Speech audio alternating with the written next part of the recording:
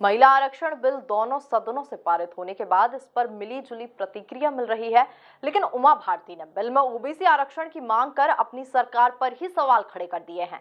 महिला आरक्षण बिल पर उमा ने मुखर होते हुए केंद्र की मोदी सरकार को भी मुश्किल में डाल दिया है। देखिए एक खास रिपोर्ट। भारतीय जनता पार्टी की फायर ब्रांड नेता व प्रदेश की पूर्व मुख्यमंत्री उमा भारती एक बार फिर बीजेपी की टेंशन बढ़ाती नजर आ रही हैं। मध्य प्रदेश चुनाव से चंद महीने पहले पूर्व सीएम उमा भारती ने प्रदेश की राजनीति में ओबीसी आरक्षण का मुद्दा उछाल दिया है। पूर्व सीएम उमा भारती ने आज राजधानी भोपाल में ओबीसी वर्ग के नेताओं की बड़ी बैठक का आयोजन किया। महिला आरक्षण बिल में संशोधन की मांग करते हुए उमा ने कहा, मैं ना मुख्यमंत्री जी के साथ कोई जुगलबंदी करना चाहती हूँ, ना मैं प्रधानमंत्री नरेंद्र मोदी को शर्मिंदगी महसूस करवाना चाहती हूँ, लेकिन ओबीसी वर्ग को मैं स्थान दिलाकर रहूंगी। उन्होंने कहा, ओबीसी वर्ग का आरक्षण संशोधन होना चाहिए और संशोधन हो सकता है 27% ओबीसी को और ST/SC वर्ग को 22% आरक्षण दिया जा सकता है। हल्ला बंद कर दो। देखो हमने माइक बंद करवा दिया। मैं मुख्यमंत्री जी के साथ कोई जुगलबंदी नहीं करना चाहती, ना मैं अपनी पार्टी को कमज़ोर करना चाहती हूँ, ना अपनी सरकार को, और ना मैं मोदी जी को शर्मिंदगी का सामना करने देना चाहती हूँ। लेकिन मैं 60% आबादी का प्रतिनिधित्व करती हूँ और वो 60% आबादी को उनका स्थान दिलवा के रहूँगी। और शुरुआत यहीं से हो रही है कि जो 33% आरक्षण पारित हुआ है हमें स्वीकार है, लेकिन ये लागू हम तभी होने देंगे जब इसमें ओबीसी का आरक्षण संशोधन लागू हो जाएगा इसमें। इसलिए संशोधन के साथ इसको हम लागू होने देंगे और संशोधन में संशोधन हो सकता है क्योंकि ये स्पेशल प्रोविज़न है।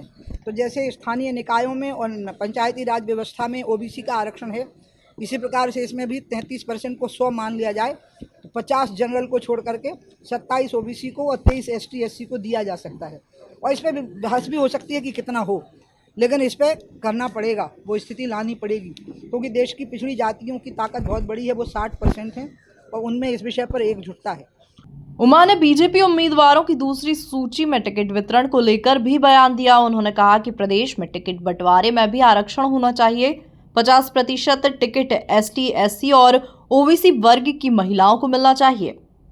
दूसरी बात मैं ये चाहूँगी कि मध्य प्रदेश की जो हमारी सरकार है वो अभी टिकट में ही बिना इसके लिए आरक्षण की कहाँ ज़रूरत है।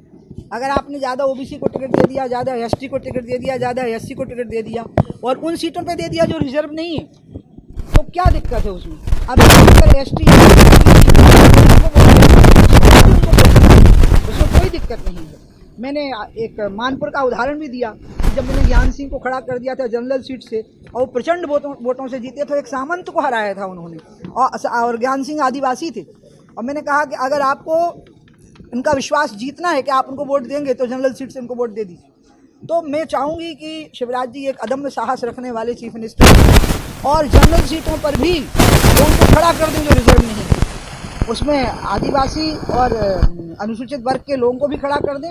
ओबीसी का रिजर्वेशन तो अभी कार्यपालिका में है, लेकिन विधायिका में वो बिना घोषित किए, बिना आरक्षण का प्रस्ताव लाए बगैर कर सकते हैं कि एक तो 50% महिलाएं हो जाएं मध्य प्रदेश में और 50% में से मैंने जैसा कहा है इसके भी 2 हिस्से करके और 50% सबके लिए छोड़ के और 50 को इस प्रकार से बांट दिया जाए। अब आप बताइए। कुल मिलाकर उमा भारती महिला आरक्षण बिल में ओबीसी महिलाओं का मुद्दा लेकर अब मुखर हो चुकी हैं, जिससे सरकार पर ही सवाल खड़े हो रहे हैं। Bureau report MP news Bhopal.